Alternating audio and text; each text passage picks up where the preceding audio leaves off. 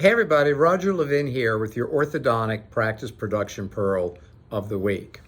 Okay, maybe you've lost some staff members. That sucks. That's the word, it just sucks. And now you have to replace them. And there's a shortage, so it's taking longer. We all know the story, and we can sit around and whine and complain, and you have every right to. Or we can start to look at some other ways to streamline the practice.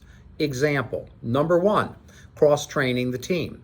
In the past, I was not a fan of cross-training. Some of you may know that from hearing me lecture, but today I am, because times change, we need to be relevant, I change. Living group recommendations change. And when you have cross-training and you lose a team member, you've got someone to step in and help you in that position in the short term.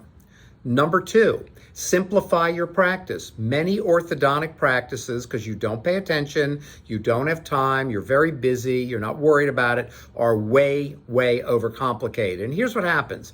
We have a system, something happens. We add this to the system about what just happened. Something else happens. We add this to the system about what just happens. Now we're 10, 12, 20 additions down the road and we never go back and get rid of anything.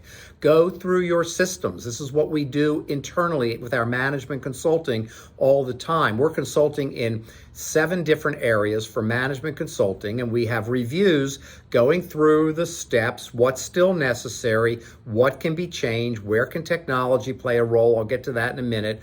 Simplify your practice. Get rid of anything you don't need to do, that shouldn't be done, that doesn't matter, that isn't really important. In other words, there are a lot of things that are nice to do, but they don't really matter. Get rid of them. Number 3 is technology. Technology, I am studying workflow technology in ortho from the practice success standpoint, the practice performance. How can we delegate more? How can we see more patients? How can we open up more chair time to then get more patients with referral marketing?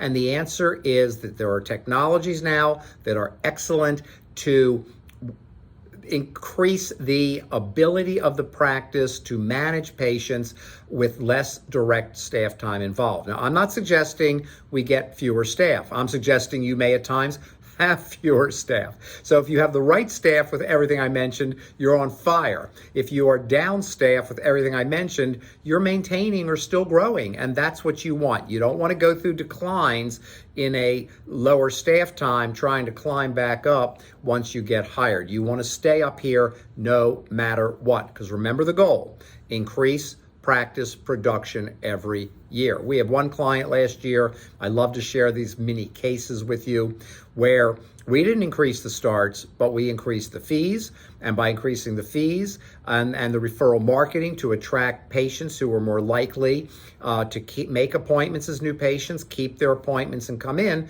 we were able to grow the practice 10%. But in the first year, because of competition, starts didn't increase, but referrals did. And that made a huge difference.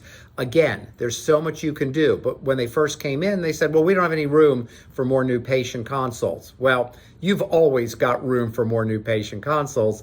You just have to learn how to manage the new patient consult schedule properly, which is an all mathematical activity. Don't let people fool you into how they create schedules. It's not magical, it's mathematical. As always, I wish you increased practice production and referrals every year, and I'll see you next week.